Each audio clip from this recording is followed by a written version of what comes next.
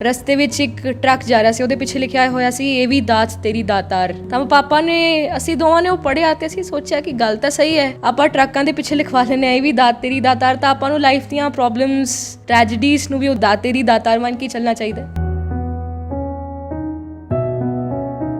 School ਦੇ principal Saint Joseph school ਦੇ principal ਕੋਲ ਦੁਬਾਰਾ ਤੋਂ ਗਈ ਸੀ, ਮੈਂ ਉਹਨਾਂ ਨੂੰ ਕਿਹਾ ਸੀ ਕਿ ਮੈਨੂੰ ਐਡਮਿਸ਼ਨ ਦਿਓ ਕਿ ਮੈਂ ਬਿਨਾਂ ਨਿਗਾਹ ਤੋਂ ਜੇ 10th ਦੇ ਬੋਰਡਸ ਦੇ ਸਕਦੀ ਹਾਂ, ਕਿਉਂਕਿ ਮੇਰੀ 10th ਦੀ ਬੋਰਡਸ ਤੋਂ 1 ਮਹੀਨਾ ਪਹਿਲਾਂ ਮੇਰੀ ਨਿਗਾਹ ਚਲੀ ਗਈ ਸੀ।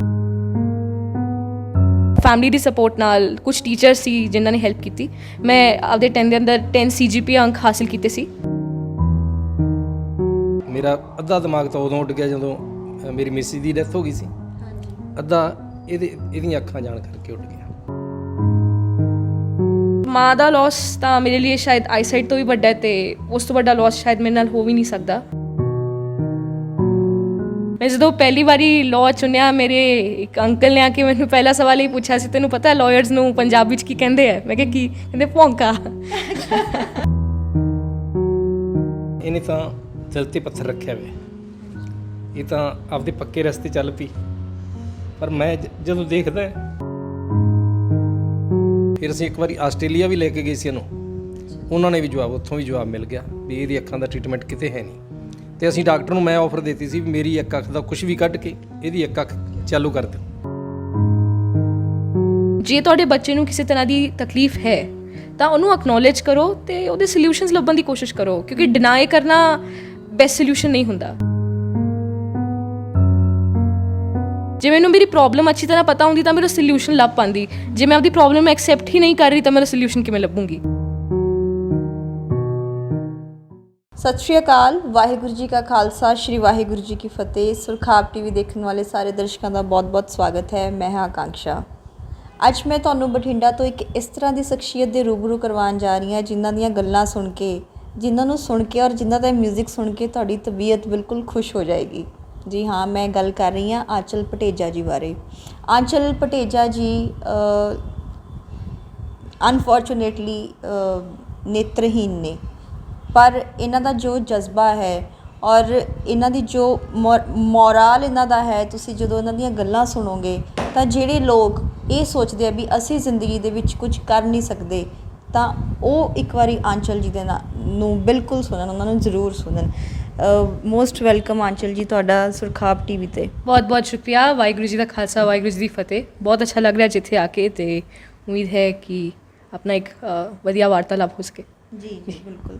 ਸੋ ਆਂਚਲ ਜੀ, ਤੁਸੀਂ ਇਹ ਦੱਸੋ ਵੀ ਤੁਹਾਡੇ ਨਾਲ ਜੋ ਇਹ ਇਨਸੀਡੈਂਟ ਹੋਇਆ, ਤੁਸੀਂ ਬਲਾਈਂਡ ਹੋ, ਤੁਸੀਂ 100% ਬਲਾਈਂਡ ਹੋ ਅੱਜ, ਤਾਂ ਇਹਦੇ ਬਾਰੇ ਤੁਸੀਂ ਸਾਨੂੰ ਚਾਨਣ ਪਾਓ ਵੀ ਕਿਸ ਤਰ੍ਹਾਂ ਇਹ ਟ੍ਰੈਜਡੀ ਤੁਹਾਡੇ ਨਾਲ ਹੋਈ?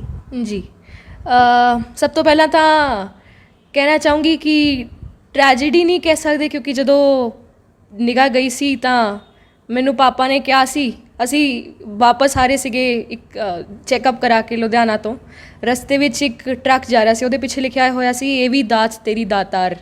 ਤਾਂ ਪਾਪਾ ਨੇ ਅਸੀਂ ਦੋਵਾਂ ਨੇ ਉਹ ਪੜ੍ਹਿਆ ਤੇ ਅਸੀਂ ਸੋਚਿਆ ਕਿ ਗੱਲ ਤਾਂ ਸਹੀ ਹੈ, ਆਪਾਂ ਟਰੱਕਾਂ ਦੇ ਪਿੱਛੇ ਲਿਖਵਾ ਲੈਂਦੇ ਹਾਂ ਇਹ ਵੀ ਦਾਤ ਤੇਰੀ ਦਾਤਾਰ, ਤਾਂ ਆਪਾਂ ਨੂੰ ਲਾਈਫ ਦੀਆਂ ਪ੍ਰੋਬਲਮਸ ਟ੍ਰੈਜਡੀਜ਼ ਨੂੰ ਵੀ ਉਹਦੀ ਦਾਤਾਰ ਮੰਨ ਕੇ, ਉਹਦੀ ਦਾਤ ਤੇਰੀ ਦਾਤਾਰ ਮੰਨ ਕੇ ਚੱਲਣਾ ਚਾਹੀਦਾ।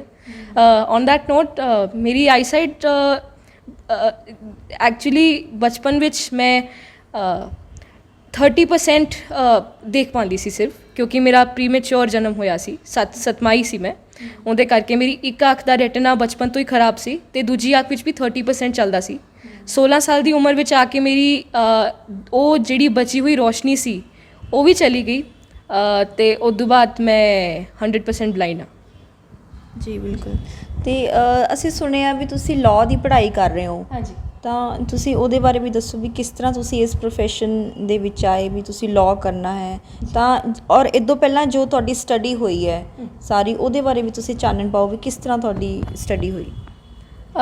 ਜੀ, ਲਾਅ ਲੈਣ ਦਾ ਕਾਰਨ ਇਹ ਸੀ ਕਿ ਮੇਰੇ ਆਈਸਾਈਟ ਜਾਣ ਤੋਂ ਪਹਿਲਾਂ 2016 8 ਫਰਵਰੀ ਮੇਰੀ ਆਈਸਾਈਟ ਗਈ ਸੀ, ਉਹ 1 ਸਾਲ ਪਹਿਲਾਂ, ਜਾਂ ਮੈਂ ਕਹੂੰਗੀ 1 ਸਾਲ ਤੋਂ ਵੀ ਘੱਟ ਸਮੇਂ ਪਹਿਲਾਂ, 19 ਮਾਰਚ 2015 ਨੂੰ ਮੇਰੇ ਮਦਰ ਗੁਜ਼ਰ ਗਈ ਸੀ। ਅਤੇ ਉਸ ਤੋਂ ਬਾਅਦ ਮੈਂ ਸੋਚਿਆ ਸੀ ਕਿ ਮੈਂ ਇੱਕ ਡਾਕਟਰ ਬਣੂੰਗੀ, ਤਾਂ ਉਸ ਸਮੇਂ ਮੇਰੀ ਆਈਸਾਈਟ ਸੀਗੀ, ਤਾਂ ਮੈਂ 1 ਸਾਲ ਪੜ੍ਹਾਈ ਵੀ ਕੀਤੀ ਮੈਡੀਕਲ ਦੀ, ਜਿੰਨਾ ਹੋ ਸਕਿਆ ਉਹਨਾਂ ਕੀਤਾ। ਪਰ ਜਦੋਂ ਨਿਗਾਹ ਚਲੀ ਗਈ ਤਾਂ ਉਸ ਤੋਂ ਬਾਅਦ ਮੈਨੂੰ ਸਭ ਲੋਕਾਂ ਨੇ ਕਿਹਾ ਕਿ ਬਿਨਾਂ ਨਿਗਾਹ ਤੋਂ ਇੰਡੀਆ ਦੇ ਅੰਦਰ ਮੈਡੀਕਲ ਕਰਨਾ ਪੋਸੀਬਲ ਨਹੀਂ ਹੈ। ਉਸ ਤੋਂ ਬਾਅਦ ਮੈਂ ਹੋਰ ਆਪਸ਼ਨਸ ਐਕਸਪਲੋਰ ਕੀਤੇ ਅਤੇ ਮੈਨੂੰ ਲੱਗਿਆ ਕਿ ਜੇ ਮੇਰਾ ਅਲਟੀਮੇਟ ਗੋਲ ਇਹੀ ਹੈ ਕਿ ਮੈਂ ਕਿਸੇ ਦਾ ਭਲਾ ਕਰ ਸਕਾਂ ਜਾਂ ਫਿਰ ਸੁਸਾਇਟੀ ਵਿੱਚ ਕੋਈ ਬਦਲਾਵ ਲੈ ਕੇ ਆ ਸਕਾਂ, ਤਾਂ ਲਾਅ ਵੀ ਉਹਦਾ ਇੱਕ ਮਾਧਿਅਮ ਹੋ ਸਕਦਾ ਹੈ।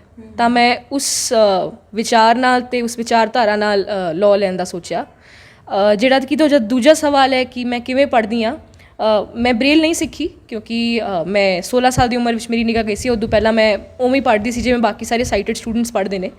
ਮੈਂ 2016 ਜਦੋਂ ਮੇਰੀ ਆਈਸਾਈਟ ਗਈ, ਉਦੋਂ ਬਾਅਦ ਮੈਂ ਕੁਛ ਲੋਕ ਸੀ ਇੱਥੇ ਬਠਿੰਡਾ ਦੇ ਅੰਦਰ ਜਿਨ੍ਹਾਂ ਨੇ ਮੇਰੀ ਬਹੁਤ ਸਹਾਇਤਾ ਕੀਤੀ। ਪਾਵਰ ਜੋੜਾ ਕਰਕੇ ਇੱਕ ਵਿਅਕਤੀ ਸਨ, ਉਹਨਾਂ ਨੇ ਮੈਨੂੰ ਕੰਪਿਊਟਰ ਸਿਖਾਇਆ ਅਤੇ ਉਹ ਤੋਂ ਬਾਅਦ ਹੋਰ ਵੀ ਬਹੁਤ ਸਾਰੇ ਲੋਕ ਮਿਲਦੇ ਗਏ ਐਜ਼ ਵੀ ਗੋ। ਮੈਨੂੰ ਕਾਫੀ ਸਾਰੇ ਮੈਂਟੋਰਸ, ਕਾਫੀ ਸਾਰੇ ਬਲਾਈਂਡ ਅਤੇ ਸਾਈਟਡ ਮੈਂਟੋਰਸ ਨੇ ਮੇਰੀ ਹੈਲਪ ਕੀਤੀ ਕੰਪਿਊਟਰ ਸਿੱਖਣ ਵਿੱਚ। ਇੱਕ ਸੋਫਟਵੇਅਰ ਹੈ ਜਿਹਦਾ ਕੀ ਨਾਮ ਹੈ ਜੋਬ ਐਕਸੈਸ ਵਿਦ ਸਪੀਚ। ਉਸ ਦਾ ਇਸਤੇਮਾਲ ਕਰਕੇ ਉਹ ਸਕਰੀਨ 'ਤੇ ਜੋ ਵੀ ਹੁੰਦਾ ਹੈ ਮੈਂ ਉਹਨੂੰ ਸੁਣ ਸਕਦੀ ਹਾਂ ਅਤੇ ਆਪਣੇ ਕੀਬੋਰਡ ਦੇ ਰਾਹੀਂ, ਜਿਵੇਂ ਆਪਾਂ ਉਹ ਛੋਟੇ ਮੋਟੇ ਸ਼ਾਰਟਕਟ ਸਭ ਨੂੰ ਪਤਾ ਹੁੰਦੇ ਨੇ, ਕੰਟਰੋਲ ਏ ਨਾਲ ਸਭ ਸਿਲੈਕਟ ਹੋ ਜਾਂਦਾ ਹੈ, ਕੰਟਰੋਲ ਸੀ ਨਾਲ ਕਾਪੀ ਹੋ ਜਾਂਦਾ ਹੈ, ਕੰਟਰੋਲ ਵੀ ਨਾਲ ਪੇਸਟ ਹੋ ਜਾਂਦਾ ਹੈ। ਉਸ ਤਰੀਕੇ ਨਾਲ ਹੀ ਪੂਰਾ ਕੰਪਿਊਟਰ ਕੀਬੋਰਡ ਸ਼ਾਰਟਕਟਸ ਨਾਲ ਚੱਲ ਸਕਦਾ ਹੈ ਅਤੇ ਮੈਂ ਕੰਪਿਊਟਰ ਨੂੰ ਉਸੇ ਤਰੀਕੇ ਨਾਲ ਚਲਾਉਂਦੀ ਹਾਂ ਅਤੇ ਮੈਂ ਸਾਰੀਆਂ ਜੋ ਚੀਜ਼ਾਂ ਹੁੰਦੀਆਂ ਉਹਨਾਂ ਨੂੰ ਸਕੈਨ ਕਰਕੇ PDF ਵਿੱਚ ਕਨਵਰਟ ਕਰਕੇ ਪੜ੍ਹਦੀ ਹਾਂ ਅਤੇ ਮੈਂ ਆਨਸਰਸ ਵਗੈਰਾ ਵੀ ਆਪਦੇ ਟਾਈਪ ਕਰਕੇ ਲਿਖ ਪਾਉਂਦੀ ਹਾਂ। ਜੀ ਤਾਂ ਤੁਸੀਂ ਜਿਸ ਤਰ੍ਹਾਂ ਦੱਸਿਆ ਵੀ ਤੁਹਾਡੇ ਮਦਰ ਵੀ ਐਕਸਪਾਇਰ ਹੋ ਗਏ ਨੇ, ਅਤੇ ਹੁਣ ਤੁਹਾਡੀ ਫੈਮਿਲੀ ਦੇ ਵਿੱਚ ਇਸ ਵਕਤ ਕੌਣ ਹੈ? ਮੇਰੀ ਫੈਮਿਲੀ ਦੇ ਅੰਦਰ ਮੈਂ ਹਾਂ, ਮੇਰੇ ਪਾਪਾ ਨੇ, ਮੇਰੀ ਇੱਕ ਸਿਸਟਰ ਹੈ ਜੋ ਕਿ ਮੈਰਿਡ ਹੈ, ਉਹ ਆਸਟ੍ਰੇਲੀਆ ਦੇ ਅੰਦਰ ਹੈ। ਹਾਂਜੀ, ਅਤੇ ਇੱਥੇ ਸਾਡੇ ਘਰ ਦੇ ਅੰਦਰ ਮੇਰੇ ਨਾਲ ਇੱਕ ਮੰਮਾ ਦੇ ਹੁੰਦੇ, ਸਾਡੇ ਇੱਕ ਕਿਰਾਏਦਾਰ ਰਹਿੰਦੇ ਹੁੰਦੇ ਸੀ ਤਾਂ ਕਿ ਉਹ ਮੰਮੀ ਦੀ ਘਰ 'ਚ ਥੋੜ੍ਹੀ ਬਹੁਤ ਹੈਲਪ ਕਰ ਦਿੰਦੇ ਸੀਗੇ। ਅਤੇ ਉਹਨਾਂ ਦੀ ਜਿਹੜੀ ਬੇਟੀ ਹੈ ਅਤੇ ਉਹਨਾਂ ਦਾ ਬੇਟਾ, ਉਹਨਾਂ ਨਾਲ ਮੇਰੀ ਕਾਫੀ ਜ਼ਿਆਦਾ ਅੱਛੀ ਬੌਂਡਿੰਗ ਸੀ ਮੰਮਾ ਦੇ ਹੁੰਦਿਆਂ ਵੀ। ਅਤੇ ਮੰਮਾ ਦੇ ਜਾਣ ਤੋਂ ਬਾਅਦ ਸਾਨੂੰ ਕੋਈ ਜ਼ਿਆਦਾ ਆਲਟਰਨੇਟਿਵਸ ਦਿਖੇ ਨਹੀਂ, ਇਸ ਲਈ ਸੋਚਿਆ ਕਿ ਇਹ ਅਰੇਂਜਮੈਂਟ ਅਸੀਂ ਕੰਟੀਨਿਊ ਕਰੀਏ। ਤਾਂ ਸਾਡੇ ਕਿਰਾਏ 'ਤੇ 3 ਲੋਕ ਰਹਿੰਦੇ ਨੇ, ਆਂਟੀ ਅਤੇ ਉਹਨਾਂ ਦੇ 2 ਬੱਚੇ ਨੇ। ਅਤੇ ਉਸ ਤੋਂ ਬਾਅਦ ਮੈਂ ਸਮਝਦੀ ਹਾਂ ਕਿ ਇਹ ਚਾਰੋਂ ਲੋਕ ਮੇਰੀ ਫੈਮਿਲੀ ਨੇ। ਇਹਨਾਂ ਨੇ ਥਰੂ ਥਿਕ ਐਂਡ ਥਿਨ ਮੇਰੀ ਸਹਾਇਤਾ ਕੀਤੀ। ਮੰਮਾ ਦੇ ਜਾਣ ਦੇ ਸਦਮੇ ਨੂੰ ਤੋਂ ਮੈਨੂੰ ਬਾਹਰ ਕੱਢਿਆ, ਬਾਹਰ ਤਾਂ ਨਹੀਂ ਨਿਕਲ ਪਾਈ ਸ਼ਾਇਦ, ਬਟ ਫਿਰ ਵੀ ਕੁਛ ਹੱਦ ਤੱਕ ਉਹਦੇ ਨਾਲ ਲੜਨ ਦੀ ਸ਼ਕਤੀ ਦਿੱਤੀ। ਨਾਲ ਨਿਗਾਹ ਦੇ ਜਾਣ ਤੋਂ ਬਾਅਦ ਵੀ ਇਹਨਾਂ ਨੇ ਮੈਨੂੰ ਦੁਆਰ ਤੋਂ ਉੱਪਰ ਚੁੱਕਿਆ ਅਤੇ ਅੱਜ ਮੈਂ ਜੋ ਵੀ ਹਾਂ ਇਹਨਾਂ 5 ਜਣਿਆਂ ਕਰਕੇ ਹਾਂ। ਜੀ। ਸੋ ਤੁਸੀਂ ਅੰਚਲ ਜੀ ਇਹ ਦੱਸੋ ਵੀ ਤੁਹਾਡੀਆਂ ਹੌਬੀਜ਼ ਕੀ ਨੇ? ਤੁਸੀਂ ਪੜ੍ਹਾਈ ਤੋਂ ਇਲਾਵਾ ਹੋਰ ਤੁਹਾਨੂੰ ਕੀ ਕਰਨਾ ਪਸੰਦ ਹੈ? ਪੜ੍ਹਾਈ ਤੋਂ ਇਲਾਵਾ ਮੈਨੂੰ ਪੜ੍ਹਨਾ ਪਸੰਦ ਹੈ, ਬੁੱਕਸ ਪੜ੍ਹਨੀਆਂ ਪਸੰਦ ਨੇ। ਜੀ। ਪੋਇਟਰੀ ਕੁਛ ਹੱਦ ਤੱਕ ਪੜ੍ਹ ਵੀ ਲੈਂਦੀ ਹਾਂ, ਸੁਣ ਵੀ ਲੈਂਦੀ ਹਾਂ, ਲਿਖ ਵੀ ਲੈਂਦੀ ਹਾਂ। ਨਾਲ ਗਾਉਣ ਦਾ ਸ਼ੌਂਕ ਹੈ ਬਹੁਤ, ਗਿਟਾਰ ਹਾਰਮੋਨੀਅਮ ਵਜਾ ਲੈਂਦੀ ਹਾਂ। ਜੀ। ਅਤੇ ਉਸ ਤੋਂ ਇਲਾਵਾ ਹੌਬੀਜ਼ ਆਈ ਥਿੰਕ ਲੋਕਾਂ ਨਾਲ ਗੱਲ ਕਰਨਾ ਅੱਛਾ ਲੱਗਦਾ ਹੈ ਬਹੁਤ। ਜੀ। ਤਾਂ ਹੀ ਤੁਸੀਂ ਲਾਅ ਪ੍ਰੋਫੈਸ਼ਨ ਚੂਜ਼ ਕੀਤਾ, ਉੱਥੇ ਮੌਕਾ ਮਿਲੂਗਾ। ਜੀ ਐਕਚੁਅਲੀ ਮੈਨੂੰ ਕਾਫੀ ਲੋਕ, ਮੈਂ ਜਦੋਂ ਪਹਿਲੀ ਵਾਰੀ ਲਾਅ ਚੁਣਿਆ, ਮੇਰੇ ਇੱਕ ਅੰਕਲ ਨੇ ਆ ਕੇ ਮੈਨੂੰ ਪਹਿਲਾ ਸਵਾਲ ਇਹ ਪੁੱਛਿਆ ਸੀ, ਤੈਨੂੰ ਪਤਾ ਲਾਇਰਸ ਨੂੰ ਪੰਜਾਬ ਵਿੱਚ ਕੀ ਕਹਿੰਦੇ ਹੈ? ਮੈਂ ਕਿਹਾ ਕੀ ਕਹਿੰਦੇ? ਭੌਂਕਾ। ਤਾਂ ਅੰਚਲ ਮੈਂ ਥੋੜ੍ਹਾ ਪਿੱਛੇ ਜਾਣਾ ਚਾਹੂੰਗੀ। ਸਾਨੂੰ ਪਤਾ ਲੱਗਿਆ ਸੀ ਵੀ ਤੁਹਾਡੇ 10th ਐਂਡ +2 ਦੇ ਵਿੱਚ ਕਾਫੀ ਅੱਛੇ ਮਾਰਕਸ ਆਏ ਸੀਗੇ, ਤਾਂ ਉਹਦੇ ਬਾਰੇ ਵੀ ਤੁਸੀਂ ਦੱਸੋ ਵੀ ਜਦੋਂ ਤੁਸੀਂ 10th ਕਰ ਰਹੇ ਸੀ ਉਦੋਂ ਤੁਹਾਡੀ ਆਈਸਾਈਟ ਸੀ? 10th ਮੈਂ ਜਦੋਂ ਕਰ ਰਹੀ ਸੀ, ਮੈਂ ਤੁਹਾਨੂੰ ਦੱਸਿਆ ਜਿਵੇਂ ਮੇਰੀ 30% ਆਈਸਾਈਟ ਸੀ। ਸਟਰਗਲ ਕਰਦੀ ਸੀ, ਡਿਫਿਕਲਟੀ ਆਉਂਦੀ ਸੀ ਪੜ੍ਹਨ ਵਿੱਚ, ਬਟ ਕਿਵੇਂ ਨਾ ਕਿਵੇਂ ਮੈਨੇਜ ਕਰ ਲਿਆ। ਮੇਰੀ ਪ੍ਰੋਬਲਮ ਇਹ ਸੀ ਕਿ ਮੈਂ ਲਾਈਫ ਦੇ 16 ਸਾਲ ਡਿਸੇਬਿਲਿਟੀ ਨੂੰ ਐਕਸੈਪਟ ਨਹੀਂ ਕੀਤਾ। ਅਤੇ ਮੈਂ ਅੱਜ ਸਾਰੇ ਸਰੋਤਿਆਂ ਨੂੰ ਅਪੀਲ ਵੀ ਕਰਨਾ ਚਾਹੂੰਗੀ ਕਿ ਜੇ ਤੁਹਾਡੇ ਬੱਚੇ ਨੂੰ ਕਿਸੇ ਤਰ੍ਹਾਂ ਦੀ ਤਕਲੀਫ ਹੈ ਤਾਂ ਉਹਨੂੰ ਅਕਨੋਲੇਜ ਕਰੋ ਅਤੇ ਉਹਦੇ ਸਲਿਊਸ਼ਨਸ ਲੱਭਣ ਦੀ ਕੋਸ਼ਿਸ਼ ਕਰੋ, ਕਿਉਂਕਿ ਡਿਨਾਈ ਕਰਨਾ ਬੈਸਟ ਸਲਿਊਸ਼ਨ ਨਹੀਂ ਹੁੰਦਾ। ਕਿਉਂਕਿ ਨਿਗਾਹ ਨਾ ਹੋਣ ਕਰਕੇ ਮੈਂ ਸਕੂਲ 'ਚ ਕੁਝ ਚੈਲੰਜਿਸ ਫੇਸ ਕਰ ਰਹੀ ਸੀ, ਜਿਵੇਂ ਬਲੈਕ ਬੋਰਡ 'ਤੇ ਨਾ ਦਿਖ ਪਾਉਣਾ, ਜਾਂ ਫਿਰ ਕਈ ਵਾਰ ਬੱਚੇ ਮਜ਼ਾਕ ਉਡਾਉਂਦੇ ਸੀ, ਇਸ ਤਰ੍ਹਾਂ ਦੇ ਇਸ਼ੂਜ਼। ਜੇ ਮੈਨੂੰ ਮੇਰੀ ਪ੍ਰੋਬਲਮ ਅੱਛੀ ਤਰ੍ਹਾਂ ਪਤਾ ਹੁੰਦੀ ਤਾਂ ਮੇਰਾ ਸਲਿਊਸ਼ਨ ਲੱਭ ਪਾਉਂਦੀ। ਜੇ ਮੈਂ ਆਪਦੀ ਪ੍ਰੋਬਲਮ ਐਕਸੈਪਟ ਹੀ ਨਹੀਂ ਕਰ ਰਹੀ ਤਾਂ ਮੇਰਾ ਸਲਿਊਸ਼ਨ ਕਿਵੇਂ ਲੱਭੂੰਗੀ? ਤਾਂ ਉੱਥੇ ਮੈਨੂੰ ਇਹ ਪ੍ਰੋਬਲਮਸ ਫੇਸ ਕਰਨੀਆਂ ਪਈਆਂ, ਬਟ ਫਿਰ ਵੀ ਮੈਂ ਬਹੁਤ ਜ਼ਿਆਦਾ ਐਕਸਟਰਾ ਐਫਰਟ ਪਾ ਕੇ ਮੰਮੀ ਪਾਪਾ ਦੀ ਸਪੋਰਟ ਨਾਲ, ਫੈਮਿਲੀ ਦੀ ਸਪੋਰਟ ਨਾਲ, ਕੁਛ ਟੀਚਰ ਸੀ ਜਿਨ੍ਹਾਂ ਨੇ ਹੈਲਪ ਕੀਤੀ, ਮੈਂ ਆਪਦੇ 10 ਦੇ ਅੰਦਰ 10 CGPA ਅੰਕ ਹਾਸਿਲ ਕੀਤੇ ਸੀ। ਉਸ ਤੋਂ ਬਾਅਦ ਮੈਂ ਆਪਦੇ ਸਕੂਲ ਦੇ ਪ੍ਰਿੰਸੀਪਲ, ਸੇਂਟ ਜੋਸਫ ਸਕੂਲ ਦੇ ਪ੍ਰਿੰਸੀਪਲ ਕੋਲ ਦੁਬਾਰਾ ਤੋਂ ਗਈ ਸੀ। ਮੈਂ ਉਹਨਾਂ ਨੂੰ ਕਿਹਾ ਸੀ ਕਿ ਮੈਨੂੰ ਐਡਮਿਸ਼ਨ ਦਿਓ ਕਿ ਮੈਂ ਬਿਨਾਂ ਨਿਗਾਹ ਤੋਂ ਜੇ 10th ਦੇ ਬੋਰਡਸ ਦੇ ਸਕਦੀ ਹਾਂ, ਕਿਉਂਕਿ ਮੇਰੀ 10th ਦੀ ਬੋਰਡਸ ਤੋਂ 1 ਮਹੀਨਾ ਪਹਿਲਾਂ ਮੇਰੀ ਨਿਗਾਹ ਚਲੀ ਗਈ ਸੀ। ਮੇਰੇ ਫਾਦਰ ਨੇ ਮੈਨੂੰ ਬਹੁਤ ਰੋਕਿਆ ਸੀ ਐਗਜ਼ਾਮਸ ਲਿਖਣ ਤੋਂ, ਬਟ ਮੈਂ ਕਿਹਾ ਮੈਂ 1 ਸਾਲ ਇੰਨੀ ਮਿਹਨਤ ਕੀਤੀ ਹੈ, ਮੈਂ ਐਗਜ਼ਾਮਸ ਤਾਂ ਲਿਖੂੰਗੀ। ਮੈਂ ਰਾਈਟਰ ਲਿੱਤਾ ਅਤੇ ਰਾਈਟਰ ਨਾਲ ਐਗਜ਼ਾਮਸ ਲਿਖੇ। ਉਸ ਤੋਂ ਬਾਅਦ ਮੈਂ ਜਦੋਂ ਆਪਦੇ ਟੀਚਰਸ ਨੂੰ ਕਿਹਾ, ਆਪਦੇ ਪ੍ਰਿੰਸੀਪਲ ਨੂੰ ਕਿਹਾ ਕਿ ਮੈਨੂੰ ਲੈ ਲਓ, ਤਾਂ ਉਹਨਾਂ ਨੇ ਮੈਨੂੰ ਕਿਹਾ ਕਿ ਸਾਡਾ ਸਕੂਲ ਨਾਰਮਲ ਹੈ ਅਤੇ ਤੂੰ ਅਬ ਨਾਰਮਲ ਹੈ, ਇਸ ਕਰਕੇ ਤੂੰ ਕਿਸੇ ਬਲਾਈਂਡ ਸਕੂਲ ਚਲੀ ਜਾ। ਅੱਛਾ ਜੀ। ਤਾਂ ਉਸ ਤੋਂ ਬਾਅਦ ਜਿਸ ਸਕੂਲ 'ਚ ਮੈਂ ਆਪਦੇ ਬੋਰਡ ਦੇ ਐਗਜ਼ਾਮਸ ਦਿੱਤੇ ਸੀ, ਉੱਥੋਂ ਦੇ ਪ੍ਰਿੰਸੀਪਲ ਨੇ ਮੈਨੂੰ ਕੰਮ ਕਰਦੇ ਦੇਖਿਆ ਸੀ ਅਤੇ ਉਹਨਾਂ ਨੇ ਰਿਅਲਾਈਜ਼ ਕੀਤਾ ਸੀ ਕਿ ਮੈਂ ਅੱਛਾ ਕੰਮ ਕਰ ਸਕਦੀ ਹਾਂ। ਉਹਨਾਂ ਨੇ ਮੈਨੂੰ ਮੈਂ ਦੁਆਰ ਤੋਂ ਉਹਨਾਂ ਕੋਲ ਗਈ, ਉਹ ਸੇਂਟ ਜ਼ੇਵੀਅਰਸ, ਉਹ ਵੀ ਕਾਫੀ ਪੁਰਾਣਾ ਪ੍ਰਮੰਨਿਆ ਸਕੂਲ ਹੈ ਬਠਿੰਡਾ ਦਾ। ਜੀ ਜੀ। ਉੱਥੇ ਮੈਂ ਗਈ, ਮੈਂ ਉਹਨਾਂ ਨਾਲ ਗੱਲ ਕੀਤੀ ਆਪਦੇ ਇਸ਼ੂਜ਼ ਬਾਰੇ, ਅਤੇ ਉਹ ਕਹਿੰਦੇ ਕਿ ਠੀਕ ਹੈ ਅਸੀਂ ਤੈਨੂੰ ਲੈ ਲੈਂਦੇ ਹਾਂ। ਅਤੇ ਮੈਂ ਉਹਨਾਂ ਨੂੰ ਕਿਹਾ ਸੀ ਕਿ ਮੇਰਾ ਵਿਜ਼ਨ ਲੋਸ ਹੋ ਗਿਆ ਹੈ, ਅਤੇ ਉੱਥੇ ਉਹਨਾਂ ਨੇ ਮੈਨੂੰ ਰੋਕਿਆ ਸੀ ਅਤੇ ਕਿਹਾ ਸੀ ਕਿ ਕਦੇ ਵੀ ਇਹ ਨਾ ਕਹੀਂ ਕਿ ਤੇਰਾ ਵਿਜ਼ਨ ਲੂਜ਼ ਹੋਇਆ ਹੈ, ਜਸਟ ਸੇ ਕਿ ਆਈਸਾਈਟ ਚਲੀ ਗਈ, ਕਿਉਂਕਿ ਵਿਜ਼ਨ ਅਤੇ ਆਈਸਾਈਟ 'ਚ ਬਹੁਤ ਫਰਕ ਹੁੰਦਾ ਹੈ। ਉਦੋਂ ਬਾਅਦ ਮੈਂ ਉੱਥੇ ਕਾਫੀ ਸਪੋਰਟਿਵ ਸਟਾਫ ਸੀ, ਕਾਫੀ ਸਪੋਰਟਿਵ ਟੀਚਰ ਸੀ, ਕਾਫੀ ਸਾਰੇ ਸਪੋਰਟਿਵ ਫਰੈਂਡਸ ਸੀ, ਉਹਨਾਂ ਨੇ ਬਹੁਤ ਹੀ ਜ਼ਿਆਦਾ ਮਦਦ ਕੀਤੀ। ਅਤੇ ਉਦੋਂ ਬਾਅਦ ਮੇਰੇ 12th ਦੇ ਬੋਰਡ ਦੇ ਅੰਦਰ 97.2 ਅੰਕ ਆਏ ਸੀ। ਮੈਂ ਡਿਸਟ੍ਰਿਕਟ ਵਿੱਚ ਸੈਕਿੰਡ ਸੀ। ਗ੍ਰੇਟ। ਅਤੇ ਆਈ ਥਿੰਕ ਇੰਡੀਆ ਲੈਵਲ 'ਤੇ ਮੇਰਾ ਪਰਸਨ ਡਿਸੇਬਿਲਿਟੀ ਕੈਟੇਗਰੀ ਦੇ ਅੰਦਰ 5th ਰੈਂਕ ਸੀ। ਨਾਲੋਂ ਨਾਲ ਮੈਂ ਇੱਕ ਹੋਰ ਐਗਜ਼ਾਮ ਲਿਖਿਆ ਕਲੈਟ ਕਰਕੇ, CLAT common law admission test. ਹਾਂ, ਉਹਦੇ ਬੇਸਿਸ 'ਤੇ NLUs ਦੇ ਅੰਦਰ ਸਿਲੈਕਸ਼ਨ ਹੁੰਦੀ ਹੈ, ਅਤੇ ਮੈਂ ਜੋ ਇੰਡੀਆ ਦਾ ਆਰਗੂਏਬਲੀ ਬੈਸਟ ਲਾਅ ਸਕੂਲ ਹੈ, national law school of India university Bangalore, ਉਹਦੇ ਤੋਂ ਹੁਣ ਆਪਦਾ ਲਾਅ ਪਰਸਿਊ ਕਰ ਰਹੀ ਹਾਂ। ਮੇਰਾ ਪਰਸਨ ਵਿਦ ਡਿਸੇਬਿਲਿਟੀ ਰੈਂਕ 4 ਅਤੇ ਮੇਰਾ ਆਲ ਇੰਡੀਆ ਰੈਂਕ 1103 ਆਇਆ ਸੀ ਉਹਦੇ ਅੰਦਰ। ਅਤੇ ਹੁਣ ਉਦੋਂ ਦੀ ਮੈਂ ਉੱਥੇ ਮਿਹਨਤ ਕਰ ਰਹੀ ਹਾਂ, ਸਪੋਰਟ ਮਿਲ ਰਹੀ ਹੈ ਉੱਥੇ ਵੀ ਪ੍ਰੋਫੈਸਰਸ ਦੀ ਜੀ। ਕਈਆਂ ਦੀ ਨਹੀਂ ਮਿਲ ਰਹੀ, ਪਰ ਜਿਨ੍ਹਾਂ ਦੀ ਮਿਲ ਰਹੀ ਹੈ ਉਹੀ ਕਾਫੀ ਹੈ। ਅਤੇ ਬਾਕੀ ਕੁਛ ਫਰੈਂਡਸ ਨੇ ਜੋ ਸਪੋਰਟ ਕਰਦੇ ਨੇ, ਨਾਲ ਰਹਿੰਦੇ ਨੇ। ਅਤੇ ਇੱਕ ਤਰ੍ਹਾਂ ਨਾਲ ਸਟਰਗਲ ਹੈ, ਬਟ ਹਰ ਰੋਜ਼ ਇੱਕ ਨਵਾਂ ਕਾਰਨ ਮਿਲ ਜਾਂਦਾ ਹੈ ਕੰਟੀਨਿਊ ਕਰਨ ਦਾ। ਕੀ ਬਾਤ। ਜੀ। Anchal, I must say you are an inspiration for many. ਜਿਹੜੇ ਲੋਕੀ ਤੁਹਾਨੂੰ ਦੇਖ ਰਹੇ ਨੇ ਉਹਨਾਂ ਦੇ ਲਈ ਤੁਸੀਂ ਵਾਕਈ ਬਹੁਤ ਵੱਡੀ ਇੱਕ ਮਿਸਾਲ ਹੋਵੋਗੇ। ਅਤੇ ਇੱਕ ਗੱਲ ਮੈਂ ਹੋਰ ਤੁਹਾਨੂੰ ਪੁੱਛਣਾ ਚਾਹੁੰਦੀ ਹਾਂ ਅੰਚਲ, ਕਦੇ ਤੁਹਾਨੂੰ ਇਹ ਨਹੀਂ ਮਹਿਸੂਸ ਹੋਇਆ ਵੀ ਮੈਂ ਇੱਕ ਮਤਲਬ ਅੱਛਾ ਭਲਾ ਸਭ ਕੁਝ ਦੇਖ ਸਕਦੀ ਸੀ ਅਤੇ ਇੱਕਦਮ ਮੇਰੇ ਨਾਲ ਇਸ ਤਰ੍ਹਾਂ ਹੋ ਗਿਆ? ਕਦੇ ਇੱਦਾਂ ਦਾ ਕੋਈ ਨੈਗੇਟਿਵ ਥੋਟ, ਜਾਂ ਆਪਾਂ ਜਦੋਂ ਕਈ ਵਾਰੀ ਆਪਣੇ ਨਾਲ ਗੱਲ ਕਰਦੇ ਹਾਂ, ਕਈ ਵਾਰੀ ਆਪਾਂ ਰੱਬ ਨੂੰ ਕੋਸਦੇ ਹਾਂ ਵੀ ਇਹ ਮੇਰੇ ਨਾਲ ਕਿਉਂ ਹੋਇਆ, ਮੇਰੇ ਨਾਲ ਹੀ ਕਿਉਂ ਹੋਇਆ, ਕੋਈ ਇਸ ਤਰ੍ਹਾਂ ਦਾ ਥੋਟ ਕਦੇ ਤੁਹਾਡੇ ਮਨ ਦੇ ਵਿੱਚ ਆਇਆ ਹੋਵੇ? ਇੱਕ ਡਿਸੇਬਿਲਿਟੀ ਦੀ ਅੰਡਰਸਟੈਂਡਿੰਗ ਬਦਲੀ ਹੈ ਮੇਰੀ ਡਿਸੇਬਲਡ ਹੋਣ ਤੋਂ ਬਾਅਦ। ਪਹਿਲਾਂ ਮੈਨੂੰ ਲੱਗਦਾ ਸੀ ਕਿ ਡਿਸੇਬਿਲਿਟੀ ਮੇਰੇ ਸਰੀਰ ਦੇ ਵਿੱਚ ਹੈ, ਪਰ ਮੈਨੂੰ ਹੁਣ ਰਿਅਲਾਈਜ਼ ਹੁੰਦਾ ਹੈ ਕਿ ਡਿਸੇਬਿਲਿਟੀ ਮੇਰੇ ਸਰੀਰ ਤੋਂ ਬਾਹਰ ਹੈ। ਇੱਕ ਬਿਲਡਿੰਗ ਦੇ ਅੰਦਰ ਜੇ ਮੈਂ ਨਹੀਂ ਜਾ ਪਾ ਰਹੀ, ਤਾਂ ਬਿਲਡਿੰਗ ਦੇ ਅੰਦਰ ਡਿਸੇਬਿਲਿਟੀ ਹੈ ਨਾ। ਬਿਲਡਿੰਗ ਦੇ ਅੰਦਰ ਤੁਸੀਂ ਰੈਂਪ ਨਹੀਂ ਬਣਵਾਇਆ, ਤਾਂ ਫਿਰ ਇਹ 'ਚ ਮੇਰੀ ਕੀ ਗਲਤੀ ਹੈ? ਇੱਕ ਇਨਸਾਨ ਜੇ ਮੇਰੇ ਨਾਲ ਡਿਸਕ੍ਰਿਮੀਨੇਸ਼ਨ ਕਰ ਰਿਹਾ, ਮੈਨੂੰ ਕਹਿ ਰਿਹਾ ਕਿ ਮੈਂ ਤੈਨੂੰ ਹਾਇਰ ਨਹੀਂ ਕਰਨਾ ਜਾਂ ਮੈਂ ਤੇਰੇ ਨਾਲ ਕੰਮ ਨਹੀਂ ਕਰਨਾ ਕਿਉਂਕਿ ਤੂੰ ਡਿਸੇਬਲਡ ਹੈ, ਡਿਸੇਬਿਲਿਟੀ ਉਹਦੇ ਅੰਦਰ ਹੈ, ਤਾਂ ਮੈਨੂੰ ਬੁਰਾ ਲੱਗਦਾ ਹੈ। ਪਰ ਮੈਨੂੰ ਕਦੇ ਆਪਦੀ ਡਿਸੇਬਿਲਿਟੀ ਕਰਕੇ ਬੁਰਾ ਨਹੀਂ ਲੱਗਿਆ, ਮੈਨੂੰ ਹਮੇਸ਼ਾ ਹੋਰਾਂ ਦੀ ਡਿਸੇਬਿਲਿਟੀ ਕਰਕੇ ਬੁਰਾ ਲੱਗਦਾ ਹੈ। ਅਤੇ ਇਹ ਐਕਸੈਸਿਬਿਲਿਟੀ ਅਤੇ ਐਟੀਟਿਊਡ ਦੇ ਦੋ ਪ੍ਰੋਬਲਮਸ ਨੇ। ਐਕਸੈਸਿਬਿਲਿਟੀ ਇਹ ਕਿ ਕੁਝ ਚੀਜ਼ਾਂ ਨੇ ਜੋ ਮੈਂ ਐਕਸੈਸ ਨਹੀਂ ਕਰ ਪਾਉਂਦੀ। ਜੇ ਆਪਣੀਆਂ ਸੜਕਾਂ ਅੱਛੀਆਂ ਬਣੀਆਂ ਹੋਣ ਤਾਂ ਮੈਂ ਵੀ ਚੱਲ ਸਕੂੰਗੀ। ਮੇਰੇ ਕੋਲ ਇੱਕ ਸਟਿਕ ਹੈ ਜਿਹਨੂੰ ਕੇਨ ਕਹਿੰਦੇ ਹੈ, ਵਾਈਟ ਕੇਨ, ਉਹਨੂੰ ਯੂਜ਼ ਕਰਕੇ ਬਲਾਈਂਡ ਲੋਕ ਚੱਲ ਸਕਦੇ ਨੇ, ਪਰ ਉਹਦੇ ਵਾਸਤੇ ਅੱਛੀਆਂ ਸੜਕਾਂ ਬਣੀਆਂ ਹੋਣੀਆਂ ਜ਼ਰੂਰੀ ਚਾਹੀਦੇ ਨੇ। ਬਲਾਈਂਡ ਲੋਕ ਕੰਪਿਊਟਰ ਯੂਜ਼ ਕਰ ਸਕਦੇ ਨੇ ਅਤੇ ਅੱਛਾ ਕੰਮ ਕਰਕੇ ਦੇ ਸਕਦੇ ਨੇ। ਇੰਨੇ ਐਗਜ਼ਾਮਪਲਸ ਨੇ ਆਪਣੇ ਸਾਹਮਣੇ, ਬਟ ਉਹਨਾਂ ਨੂੰ ਇੱਕ ਐਟੀਟਿਊਡ ਚਾਹੀਦਾ ਕਿ ਉਹਨਾਂ ਨੂੰ, ਲੋਕਾਂ ਦਾ ਐਟੀਟਿਊਡ ਇਸ ਤਰ੍ਹਾਂ ਹੋਣਾ ਚਾਹੀਦਾ ਕਿ ਉਹਨਾਂ ਨੂੰ ਆਪਦੇ ਨਾਲ ਜੁਟਾਉਣ, ਆਪਦੇ ਨਾਲ ਮੌਕਾ ਦੇਣ ਅਤੇ ਅੱਗੇ ਵਧਣ ਦਾ ਮੌਕਾ ਦੇਣ। ਉਹਨਾਂ ਦੀ ਡਿਸੇਬਿਲਿਟੀ ਦੇ ਕਾਰਨ ਉਹਨਾਂ ਨੂੰ ਪਿੱਛੇ ਨੂੰ ਨਾ ਧੱਕਣ। ਤਾਂ ਬੁਰਾ ਲੱਗਦਾ ਹੈ, ਬਟ ਇਹਨਾਂ ਦੋ ਕਾਰਨਾਂ ਕਰਕੇ ਲੱਗਦਾ, ਐਟੀਟਿਊਡ ਅਤੇ ਐਕਸੈਸਿਬਿਲਿਟੀ। ਇਸ ਕਰਕੇ ਰੱਬ ਨੂੰ ਕੋਸਣ ਦੀ ਥਾਂ ਮੈਂ ਆਪਦਾ ਉਹੀ ਵਕਤ ਇਸ ਚੀਜ਼ 'ਚ ਕੱਢਦੀ ਹਾਂ ਕਿ ਮੈਂ ਸ਼ਾਇਦ ਕਿਸੇ ਨੂੰ ਸੈਂਸਿਟਾਈਜ਼ ਕਰ ਸਕਾਂ ਕਿ ਡਿਸਕ੍ਰਿਮੀਨੇਸ਼ਨ ਨਹੀਂ ਕਰਨਾ ਚਾਹੀਦਾ ਡਿਸੇਬਲ ਨਾਲ, ਜਾਂ ਫਿਰ ਮੈਂ ਆਪਦਾ ਟਾਈਮ ਇਸ ਚੀਜ਼ ਸਪੈਂਡ ਕਰ ਸਕਾਂ ਕਿ ਕਿਸੇ ਚੀਜ਼ ਨੂੰ ਹੋਰ ਐਕਸੈਸਿਬਲ ਬਣਾਇਆ ਜਾ ਸਕੇ। ਤਾਂ ਕੋਸਣ ਦੀ ਥਾਂ ਮੈਂ ਬਿਹਤਰ ਕਰਨ ਦੀ ਕੋਸ਼ਿਸ਼ ਕਰਦੀ ਹਾਂ ਆਪਦੀ ਚੀਜ਼ਾਂ ਨੂੰ, ਕਿਉਂਕਿ ਜਦੋਂ ਮੈਂ ਸੋਚਦੀ ਹਾਂ ਇਨਸਾਨ ਦੁਖੀ ਹੁੰਦਾ, ਪਰੇਸ਼ਾਨ ਹੁੰਦਾ ਹੈ ਜਾਂ ਰੱਬ ਨੂੰ ਕੋਸਦਾ ਹੈ, ਤਾਂ ਉਸ ਸਮੇਂ ਆਪਦਾ ਵਕਤ ਬਰਬਾਦ ਕਰ ਰਿਹਾ ਹੁੰਦਾ, ਅਤੇ ਰੱਬ ਵੀ ਉਹਨਾਂ ਦੀ ਮਦਦ ਕਰਦਾ ਜਿਹੜੇ ਆਪਦੀ ਮਦਦ ਕਰਦੇ ਨੇ। ਤਾਂ ਉਹੀ ਸੋਚ ਲੈ ਕੇ ਅੱਗੇ ਵਧਣਾ ਪੈਂਦਾ ਹੈ, ਕਿਉਂਕਿ ਇਹ ਵੀ ਦਾਤ ਤੇਰੀ ਦਾਤਾਰ। ਜੀ। ਮੰਮਾ ਨੂੰ ਕਿੰਨਾ ਕੁ ਮਿਸ ਕਰਦੇ ਹੋ ਆਪਣੇ ਮੰਮਾ ਨੂੰ? ਅੱਜ ਕਿੰਨੇ ਸਾਲ ਹੋ ਗਏ ਉਹਨਾਂ ਨੂੰ ਤੁਹਾਡੇ ਤੋਂ ਵਿਛੜੇ ਨੂੰ? ਉਹਨਾਂ ਨੂੰ 6 ਸਾਲ ਹੋ ਗਏ, ਮਾਰਚ ਦੇ ਅੰਦਰ 6 ਸਾਲ ਹੋ ਗਏ ਸੀ, 6.5 ਸਾਲ ਹੋ ਗਏ ਲਗਭਗ। ਮਿਸ ਤਾਂ ਬਹੁਤ ਕਰਦੀ ਹਾਂ। ਰੱਬਾ ਦੇਵ ਕਰੇ ਔਰ ਜੋਈ ਬੱਚਿਆਂ ਦੀ ਮਰੇ ਨਾ ਕੋਈ, ਖੋਲ੍ਹਣ ਦੇ ਟੁੱਕਾਂ ਉਹ ਦੁਨੀਆ ਵਾਲਿਓ।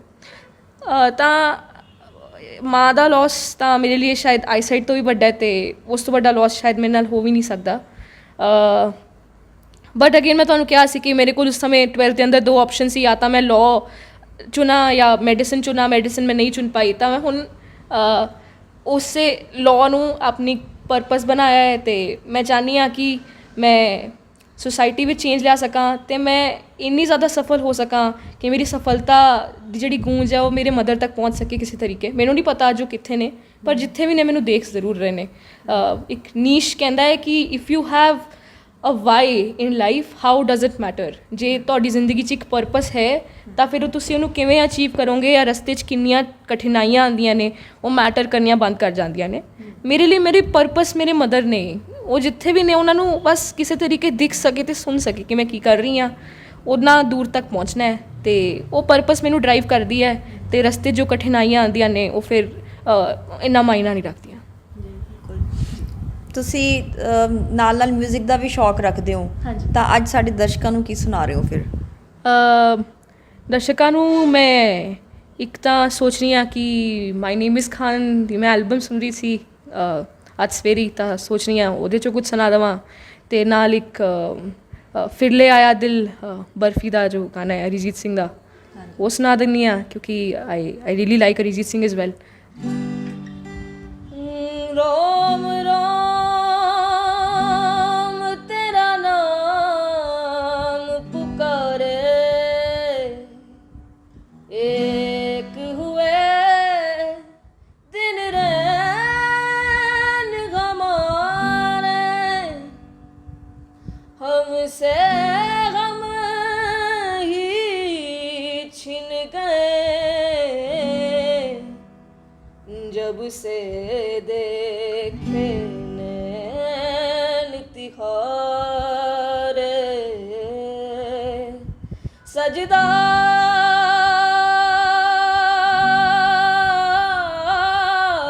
तेरी काली अखियों से जिंद मेरी जगे, धड़कनों से तेज दौड़ूं सपनों से आगे, अब जान लुट जाए ये जहां छूट जाए, संग प्यार रहे मैं रहूं ना रहूं, सजदा तेरा सजदा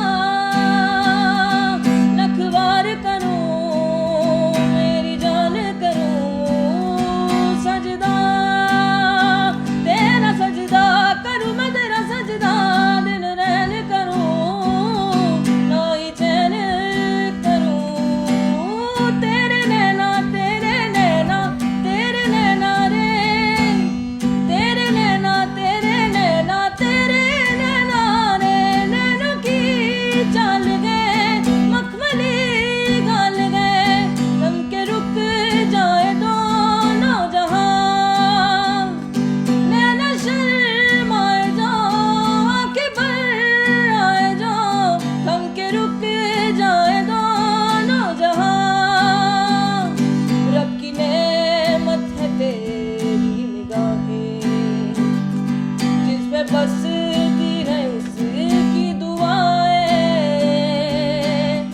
ऐसे नैनों की आंखों में कोई क्यों ना आए, तेरे नैना तेरे नैना तेरे नैना रे, तेरे नैना तेरे नैना तेरे नैना रे, जरा आँख से मिला ले सजदा कर सीने में दबा ले दिन रैन कर, जरा आँख से छुपा ले सीने में दबा ले, मेरे अंग अंग रंग मेरा बोले, अब जान लूट जाए ये जहां छूट जाए, संग प्यार रहे मैं रहूं। ਬਹੁਤ ਸੋਹਣਾ ਤੁਸੀਂ ਗਾਇਆ, ਬਹੁਤ ਅੱਛਾ ਗਾਇਆ। ਤਾਂ ਤੁਸੀਂ ਮਿਊਜ਼ਿਕ ਦੇ ਵਿੱਚ ਤਾਲੀਮ ਵੀ ਕਿਤੋਂ ਲਿੱਤੀ ਹੈ ਆਂਚਲ? ਨਹੀਂ, ਕਦੇ ਪ੍ਰੋਫੈਸ਼ਨਲ ਟ੍ਰੇਨਿੰਗ ਦਾ ਮੌਕਾ ਨਹੀਂ ਮਿਲਿਆ। ਮੇਰੇ ਇੱਕ ਸਕੂਲ 'ਚ ਸੀਗੇ ਮਗਰ ਅਲੀ ਸਰ, ਉਹਨਾਂ ਨੇ ਥੋੜ੍ਹਾ ਬਹੁਤ ਸਿਖਾਇਆ ਸੀ, ਬਟ ਕਦੇ ਇੰਨਾ ਸੀਰੀਅਸਲੀ ਨਹੀਂ ਲੈ ਪਾਈ ਇਹਨੂੰ, ਅਤੇ ਉਸ ਤੋਂ ਬਾਅਦ ਬਸ ਲਾਅ ਸਟਾਰਟ ਕਰ ਲਿਆ ਤਾਂ ਉਹ ਵੀ ਕੱਟ ਆਫ ਹੋ ਗਿਆ।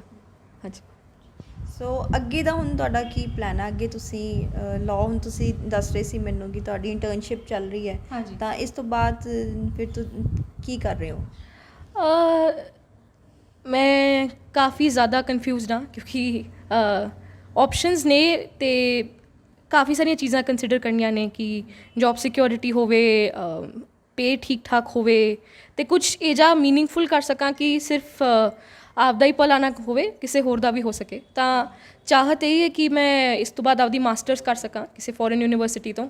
ਉਸ ਤੋਂ ਬਾਅਦ ਜੇ ਹੋ ਸਕਿਆ ਤਾਂ ਅੱਗੇ ਲੈਕਚਰਸ਼ਿਪ ਲੈਣਾ ਚਾਹੂੰਗੀ, ਜੇ ਨਹੀਂ ਤਾਂ ਸ਼ਾਇਦ UPSC ਕਰਾਂ, ਪਰ ਇਹਨਾਂ ਦੋਨਾਂ ਵਿੱਚੋਂ ਹੀ ਕੁਝ ਕਰੂੰਗੀ ਤਾਂ ਕਿ ਕੰਟਰੀਬਿਊਟ ਕਰ ਸਕਾਂ, ਕੁਝ ਵਾਪਸ ਦੇ ਸਕਾਂ, ਕਿਉਂਕਿ ਆਪਾਂ ਅਕਸਰ ਲੈ ਬਹੁਤ ਕੁਝ ਲੈਂਦੇ ਆਪਣੇ ਸਮਾਜ ਤੋਂ ਅਤੇ ਵਾਪਸ ਦੇਣਾ ਭੁੱਲ ਜਾਂਦੇ ਹਾਂ। ਤਾਂ ਫਿਲਹਾਲ ਤਾਂ ਇਹੀ ਸੋਚ ਰਹੀ ਹਾਂ, ਬਾਕੀ ਦੇਖਦੇ ਹਾਂ ਜਿਸ ਤਰੀਕੇ ਨਾਲ ਜ਼ਿੰਦਗੀ ਲੈ ਕੇ ਜਾਊਗੀ। ਸਾਰੀ ਦਾਤ ਤੇਰੀ ਦਾਤਾਰ ਜੀ। ਸੋ ਸਾਡੇ ਜਿਹੜੇ ਦਰਸ਼ਕ ਤੁਹਾਨੂੰ ਦੇਖ ਰਹੇ ਹੈ ਸੁਰਖਾਬ ਟੀਵੀ ਦੇ ਰਾਹੀਂ, ਉਹਨਾਂ ਨੂੰ ਤੁਸੀਂ ਕੀ ਮੈਸੇਜ ਦੇਣਾ ਚਾਹੋਗੇ? ਮੈਸੇਜ ਦੇ ਤੌਰ 'ਤੇ ਮੈਂ ਕੀ ਕਹਿਣਾ ਚਾਹੂੰਗੀ ਕਿ ਵਿਕਟਰ ਫਰੈਂਕਲ ਉਹਨਾਂ ਨੇ ਇੱਕ ਬੁੱਕ ਲਿਖੀ ਹੈ ਮੈਨ ਸਰਚ ਫॉर ਮੀਨਿੰਗ। ਉਹਦੇ 'ਚ ਉਹ ਕਹਿੰਦੇ ਨੇ ਕਿ ਇੱਕ ਮੁਸ਼ਕਿਲ ਸਿਚੁਏਸ਼ਨ ਵਿੱਚ ਹਾਰਨ ਵਾਸਤੇ ਸਿਰਫ ਉਹ ਸਿਚੁਏਸ਼ਨ ਦੀ ਲੋੜ ਨਹੀਂ ਹੁੰਦੀ, ਇੱਕ ਇਹ ਜਿਹੇ ਇਨਸਾਨ ਦੀ ਵੀ ਲੋੜ ਹੁੰਦੀ ਹੈ ਜੋ ਹਾਰਨ ਨੂੰ ਤਿਆਰ ਹੋਵੇ, ਸਰੈਂਡਰ ਕਰਨ ਨੂੰ ਤਿਆਰ ਹੋਵੇ। ਆਪਾਂ ਇੱਕ ਸਿਚੁਏਸ਼ਨ ਨੂੰ ਕਦੇ ਵੀ ਨਹੀਂ ਬਦਲ ਸਕਦੇ, ਆਪਾਂ ਸਿਰਫ ਇਹ ਬਦਲ ਸਕਦੇ ਹਾਂ ਕਿ ਆਪਾਂ ਸਿਚੁਏਸ਼ਨ ਨੂੰ ਕਿਸ ਨਜ਼ਰੀਏ ਨਾਲ ਦੇਖ ਰਹੇ ਹਾਂ। ਜਿਵੇਂ ਮੈਂ ਇਹ ਤੋਂ ਪਹਿਲਾਂ ਵੀ ਕਿਹਾ ਸੀ ਕਿ ਆਈਸਾਈਟ ਅਤੇ ਵਿਜ਼ਨ ਵਿੱਚ ਡਿਫਰੈਂਸ ਹੁੰਦਾ ਹੈ, ਐਂ ਹੀ ਇੱਕ ਮੁਸ਼ਕਿਲ ਸਿਚੁਏਸ਼ਨ ਅਤੇ ਹਾਰ ਵਿੱਚ ਵੀ ਡਿਫਰੈਂਸ ਹੁੰਦਾ ਹੈ। ਡਿਸੀਜਨ ਦਾ ਡਿਫਰੈਂਸ ਹੁੰਦਾ ਹੈ ਕਿ ਤੁਸੀਂ ਕੀ ਇਹ ਫੈਸਲਾ ਲੈਂਦੇ ਹੋ ਕਿ ਮੈਂ ਹਾਰਨਾ, ਜਾਂ ਤੁਸੀਂ ਇਹ ਫੈਸਲਾ ਲੈਂਦੇ ਹੋ ਕਿ ਤੁਸੀਂ ਕੋਸ਼ਿਸ਼ ਕਰਨੀ ਹੈ। ਅਤੇ ਕੋਸ਼ਿਸ਼ ਕਰਨ ਨਾਲ ਤਾਂ ਦਸ਼ਰਥ ਮਾਂਜੀ ਨੇ ਪਹਾੜ ਵੀ ਤੋੜਤਾ ਸੀਗਾ। ਕੋਈ ਵੀ ਚੈਲੰਜ ਇੰਨਾ ਡਿਫਿਕਲਟ ਤਾਂ ਨਹੀਂ ਹੁੰਦਾ ਕਿ ਆਪਾਂ ਉਹਨੂੰ ਪਾਰ ਨਾ ਕਰ ਸਕੀਏ। ਮੁਸ਼ਕਿਲ ਹੁੰਦੀ ਹੈ, ਪਰ ਮੁਸ਼ਕਿਲ ਤੋਂ ਉਭਰਨਾ ਹੀ ਜ਼ਿੰਦਗੀ ਹੈ ਅਤੇ ਉਹੀ ਜ਼ਿੰਦਗੀ ਦਾ ਮਕਸਦ ਹੋਣਾ ਚਾਹੀਦਾ ਹੈ। ਤਾਂ ਉਸੇ ਨੋਟ 'ਤੇ ਮੈਂ ਕਹਿਣਾ ਚਾਹੂੰਗੀ ਕਿ ਪ੍ਰੋਬਲਮਸ ਫੇਸ ਕਰਦੇ ਹਾਂ ਆਪਾਂ ਸਾਰੇ। ਹੋ ਸਕਦਾ ਮੇਰੀ ਕਹਾਣੀ ਤੁਹਾਡੀ ਕਹਾਣੀ ਤੋਂ ਬਹੁਤ ਡਿਫਰੈਂਟ ਹੋਵੇ, ਬਟ ਮੇਰੀ ਚਾਹਤ ਇਹ ਹੈ ਕਿ ਹੋ ਸਕਦਾ ਤੁਸੀਂ ਮੇਰੀ ਕਹਾਣੀ 'ਚੋਂ ਕੁਝ ਹਿੱਸਾ ਲੈ ਸਕੋ ਅਤੇ ਉਹਨੂੰ ਆਪਦੀ ਜ਼ਿੰਦਗੀ ਦੇ ਅੰਦਰ ਅਪਲਾਈ ਕਰਨ ਦੀ ਕੋਸ਼ਿਸ਼ ਕਰ ਸਕੋ, ਤਾਂ ਉਹਦੇ ਨਾਲ ਹੀ ਆਪਣਾ ਮਕਸਦ ਪੂਰਾ ਹੋ ਜਾਂਦਾ ਹੈ। ਬਹੁਤ ਸੋਹਣਾ ਮੈਸੇਜ ਆਂਚਲ ਤੁਸੀਂ ਦਿੱਤਾ, ਔਰ ਮੈਂ ਸ਼ੋਰ ਹਾਂ ਵੀ ਜਿਹੜੇ ਦਰਸ਼ਕ ਸਾਨੂੰ ਦੇਖ ਰਹੇ ਨੇ ਸੁਰਖਾਬ ਟੀਵੀ ਦੇ ਰਾਹੀਂ ਆਂਚਲ ਨੂੰ ਸੁਣ ਰਹੇ ਨੇ, ਉਹ ਵੀ ਬਹੁਤ ਇੰਸਪਾਇਰ ਹੋਏ ਹੋਣਗੇ। ਆਂਚਲ ਪਟੇਜਾ ਦੇ ਫਾਦਰ ਨੇ ਅਤੇ ਉਹਨਾਂ ਦੇ ਨਾਲ ਵੀ ਅਸੀਂ ਗੱਲਬਾਤ ਕਰਾਂਗੇ। ਸਰ ਬਹੁਤ ਬਹੁਤ ਸਵਾਗਤ ਹੈ। ਥੈਂਕ ਯੂ ਜੀ। ਤੁਹਾਡੀ ਬੇਟੀ ਸਰ ਦੇ ਨਾਲ ਟ੍ਰੈਜਡੀ ਹੋਈ, ਉਹ ਬਲਾਈਂਡ ਹੋ ਗਏ, ਅਤੇ ਕਿਸ ਤਰ੍ਹਾਂ ਤੁਸੀਂ ਇਸ ਚੀਜ਼ ਨੂੰ ਦੇਖਦੇ ਹੋ ਵੀ ਤੁਹਾਨੂੰ ਕਿਸ ਤਰ੍ਹਾਂ ਦੀਆਂ ਪ੍ਰੋਬਲਮਸ ਫੇਸ ਕਰਨੀਆਂ ਪਈਆਂ? ਇਹ ਮੈਨੂੰ ਜਦੋਂ ਇਹਦੀ ਨਿਗਾਹ ਗਈ ਆ ਉਦੋਂ ਸਦਮਾ ਬਹੁਤ ਵੱਡਾ ਲੱਗਿਆ ਸੀ, ਅਤੇ ਐਂ ਸਮਝੋ ਵੀ ਮੇਰਾ ਅੱਧਾ ਦਿਮਾਗ ਤਾਂ ਉਦੋਂ ਉੱਡ ਗਿਆ ਜਦੋਂ ਮੇਰੀ ਮਿਸਿਸ ਦੀ ਡੈਥ ਹੋ ਗਈ ਸੀ, ਅੱਧਾ ਇਹਦੀਆਂ ਅੱਖਾਂ ਜਾਣ ਕਰਕੇ ਉੱਡ ਗਿਆ। ਹਰ ਤਰ੍ਹਾਂ ਦੀ ਐਨਰਜੀ ਮੇਰੀ ਜਿਹੜੀ ਸੀ, ਹਰ ਤਰ੍ਹਾਂ ਦੀ ਪਾਵਰ ਆਪਣੇ ਕੋਲ ਹੁੰਦੀ ਆ, ਪੈਸੇ ਪੱਖੋਂ, ਕੋਈ ਹੋਰ ਆਰਥਿਕ ਜਾਂ ਕੋਈ ਟਾਈਮ ਦੀ, ਉਹ ਹਰ ਤਰ੍ਹਾਂ ਦੀ ਲਾਉਣ ਦੀ ਕੋਸ਼ਿਸ਼ ਕੀਤੀ ਜਿੰਨੀ ਵਾਹ ਲੱਗੀ, ਅਤੇ ਪਰ ਇਹਦਾ ਟਰੀਟਮੈਂਟ ਨਹੀਂ ਹੋਇਆ। ਅੱਜ ਵੀ ਮੈਨੂੰ ਉਨਾ ਹੀ ਦੁੱਖ ਇਹਦੀ ਨਿਗਾਹ ਦਾ, ਇਹ ਭਾਵੇਂ ਨਹੀਂ ਮੰਨਦੀ। ਹਾਂ, ਇਹਨੇ ਤਾਂ ਦਿਲ 'ਤੇ ਪੱਥਰ ਰੱਖਿਆ ਹੋਇਆ, ਇਹ ਤਾਂ ਆਪਦੇ ਪੱਕੇ ਰਸਤੇ ਚੱਲ ਪਈ। ਪਰ ਮੈਂ ਜਦੋਂ ਦੇਖਦਾ ਉਦੋਂ ਮੈਨੂੰ ਪਤਾ ਮੇਰੇ 'ਤੇ ਕੀ ਵੀ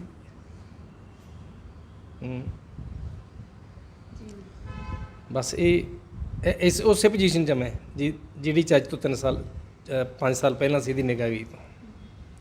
ਪਰ ਤੁਸੀਂ ਇਹਦਾ ਟ੍ਰੀਟਮੈਂਟ ਵੀ ਕਰਾਉਣ ਦੀ ਕੋਸ਼ਿਸ਼ ਕੀਤੀ, ਠੀਕ ਨਹੀਂ ਹੋ ਸਕਦੇ ਵੀ ਇਹਦਾ ਇਲਾਜ ਕਿਤੇ ਨਹੀਂ ਹੈ? ਟ੍ਰੀਟਮੈਂਟ ਬੇਟੇ ਮਤਲਬ ਲੋਕਲ ਡਾਕਟਰ ਚੰਡੀਗੜ੍ਹ, ਅੰਮ੍ਰਿਤਸਰ ਅਤੇ ਇੰਡੀਆ ਦਾ ਸਭ ਤੋਂ ਵੱਡਾ ਹੌਸਪੀਟਲ ਆ ਜਿਹੜਾ ਚੇਨਈ ਸ਼ੰਕਰ ਨੇਤਰਾਲਿਆ, ਜਿੱਥੇ ਕੇਵਲ ਅੱਖਾਂ ਦਾ ਇਲਾਜ ਹੀ ਹੁੰਦਾ, ਅਤੇ ਉੱਥੇ ਅਣਗਿਣਤ ਡਾਕਟਰ ਹੋ ਸਕਦਾ 100 ਤੋਂ ਵੱਧ ਡਾਕਟਰ ਅੱਖਾਂ ਦਾ ਹੀ ਹੋਵੇ ਉਸ ਹੌਸਪੀਟਲ 'ਚ। ਅਤੇ ਉੱਥੇ ਅਸੀਂ ਟ੍ਰੀਟਮੈਂਟ ਕਰਾਉਣ ਦੀ ਕੋਸ਼ਿਸ਼ ਕੀਤੀ, ਅਤੇ ਉਹਨਾਂ ਨੇ 3 ਆਪਰੇਸ਼ਨ ਕੀਤੇ। ਉਦੋਂ ਟਾਈਮ ਅਤੇ ਐਨਰਜੀ ਜੋ ਵੀ ਸੀ ਉਹ ਲਾਤੀ, ਅਤੇ ਪਰ ਇਹਦੇ ਉਹ ਆਪਰੇਸ਼ਨ ਕਾਮਯਾਬ ਨਹੀਂ ਹੋਏ ਤਿੰਨੇ। ਅਖੀਰ ਡਾਕਟਰਾਂ ਨੇ ਜਵਾਬ ਦਿੱਤਾ ਬਈ ਇਹਦਾ ਟ੍ਰੀਟਮੈਂਟ ਕਿਤੇ ਹੋ ਹੀ ਨਹੀਂ ਸਕਦਾ। ਫਿਰ ਅਸੀਂ ਇੱਕ ਵਾਰੀ ਆਸਟ੍ਰੇਲੀਆ ਵੀ ਲੈ ਕੇ ਗਏ ਸੀ ਇਹਨੂੰ, ਉਹਨਾਂ ਨੇ ਵੀ ਉੱਥੋਂ ਵੀ ਜਵਾਬ ਮਿਲ ਗਿਆ ਵੀ ਇਹਦੀ ਅੱਖਾਂ ਦਾ ਟ੍ਰੀਟਮੈਂਟ ਕਿਤੇ ਹੈ ਨਹੀਂ। ਅਤੇ ਅਸੀਂ ਡਾਕਟਰ ਨੂੰ ਮੈਂ ਆਫਰ ਦਿੱਤੀ ਸੀ ਵੀ ਮੇਰੀ ਇੱਕ ਅੱਖ ਦਾ ਕੁਝ ਵੀ ਕੱਢ ਕੇ ਇਹਦੀ ਇੱਕ ਅੱਖ ਚਾਲੂ ਕਰ ਦਿਓ, ਕੁਝ ਵੀ ਕੱਢੋ। ਉਹ ਕਹਿੰਦੇ ਰਟੀਨਾ ਅਸੀਂ ਲਾਹ ਤਾਂ ਲਵਾਂਗੇ ਲੇਕਿਨ ਲਾਉਣ ਨਹੀਂ ਜਾਣਦੇ, ਜੇ ਲਾਉਣ ਹੀ ਲੱਗਦਾ ਹੀ ਹੁੰਦਾ ਤਾਂ ਇਹਦਾ ਜਿਹੜਾ ਡਿੱਗਿਆ ਉਹੀ ਲਾ ਦਿੰਦੇ ਸੀ। ਹਾਂ, ਜੇ ਤੁਹਾਡਾ ਲਾ ਲਿਆ ਤਾਂ ਉਹ ਲੱਗੂਗਾ ਨਹੀਂ। ਮਤਲਬ ਇਹ ਜ਼ਖਮ ਤਾਜ਼ਾ ਹੀ ਆ। ਬਿਲਕੁਲ ਸਰ, ਪੇਰੈਂਟਸ ਲਈ ਬਹੁਤ ਮੁਸ਼ਕਿਲ ਹੁੰਦਾ ਹੈ ਇਹ ਸਭ ਕੁਝ ਸਹਿਣਾ, ਪਰ ਮੈਂ ਜਿੰਨਾ ਕੁ ਉਹਨਾਂ ਦੇ ਨਾਲ ਗੱਲ ਕੀਤੀ ਆਂਚਲ ਦੇ ਨਾਲ, ਉਹ ਉਹਨਾਂ ਦਾ ਮੋਰਾਲ ਬਹੁਤ ਹਾਈ ਹੈ। ਉਹ ਬਿਲਕੁਲ ਇਸ ਚੀਜ਼ ਨੂੰ ਨੈਗੇਟਿਵਿਟੀ ਨੂੰ ਆਪਣੇ ਨੇੜੇ ਨਹੀਂ ਆਉਣ ਦਿੰਦੇ ਇਹਦੇ ਹੈ। ਹੌਸਲੇ ਕਰਕੇ ਹੀ ਤਾਂ ਮੈਂ ਤੁਰਿਆ ਫਿਰਦਾ, ਨਹੀਂ ਤਾਂ ਮੇਰਾ ਪਤਾ ਨਹੀਂ ਕੀ ਹੋਣਾ ਸੀ ਹੁਣ ਤੱਕ। ਇਸੇ ਨੇ ਮੈਨੂੰ ਹੌਸਲਾ ਦਿੱਤਾ ਦੁਬਾਰਾ ਜੀਣ ਦਾ। ਸੋ ਬਿਲਕੁਲ ਤੁਸੀਂ ਦਰਸ਼ਕੋ ਸੁਣਿਆ ਆਂਚਲ ਪਟੇਜਾ ਨੂੰ ਔਰ ਉਹਨਾਂ ਦੇ ਫਾਦਰ ਨੂੰ ਵੀ। ਪਰ ਇੱਕ ਗੱਲ ਮੈਂ ਕਹਿਣਾ ਚਾਹੂੰਗੀ ਕਿ ਜੋ ਲੋਕ ਕਿਸੇ ਵੀ ਟ੍ਰੈਜਡੀ ਦੇ ਬਾਵਜੂਦ ਆਪਣਾ ਜੋ ਦਿਲ ਸਿੱਟ ਜਾਂਦੇ ਨੇ, ਹਾਰ ਮੰਨ ਜਾਂਦੇ ਨੇ, ਉਹਨਾਂ ਦੇ ਲਈ ਆਂਚਲ ਪਟੇਜਾ ਇੱਕ ਬਹੁਤ ਵੱਡੀ ਮਿਸਾਲ ਨੇ ਸਾਡੇ ਸਮਾਜ ਦੇ ਵਿੱਚ। ਔਰ ਸਾਨੂੰ ਆਪਣੇ ਹੌਸਲੇ ਹਮੇਸ਼ਾ ਬੁਲੰਦ ਰੱਖਣੇ ਚਾਹੀਦੇ ਹਨ। ਬਠਿੰਡਾ ਤੋਂ ਰਜਤ ਸਕਸੈਨਾ ਦੇ ਨਾਲ ਸੁਰਖਾਬ ਟੀਵੀ ਦੇ ਲਈ ਆਕਾਂਕਸ਼ਾ ਸਕਸੈਨਾ।